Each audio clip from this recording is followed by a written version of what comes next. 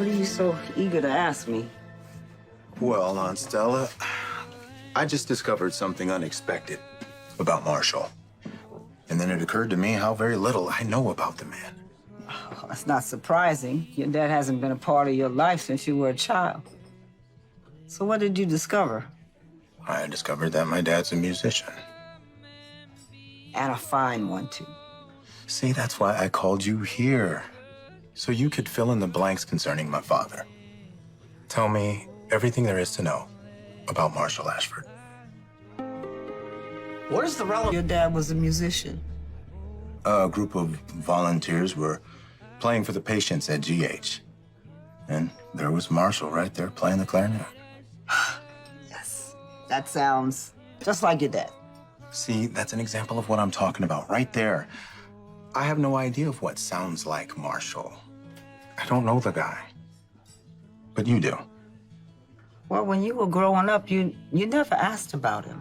That's because every time Marshall's name came up, we saw how much hurt it cost you and Mom. So, Tommy and me, we made a pact. We weren't gonna cause you any more grief by asking a bunch of questions about Dad. Okay, that breaks my heart. Irene and I never wanted you boys to feel like you couldn't talk about your daddy. Me and Tommy, we just decided to go another way. What does that mean? It means we made up stories, you know? And in our imagination, our dad was courageous. And he was brave. He was a hero. And then I met him, and, well, he was just a man. But I have no idea who that man is. Do you? Mistake. Know about Marshall? What I know about Marshall is limited to a few years, decades ago. Okay, but it's still more than I know. Okay. Marshall was a very private person. But your mama, Irene, was the center of his world. He waited on that woman hand and foot. Unless he was playing that darn clarinet.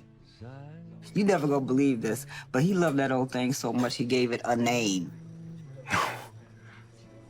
What do you call it? Henrietta.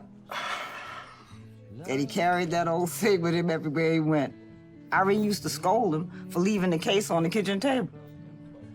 Okay, so then what? Well, like I said, Marshall was very private. But he was also very generous.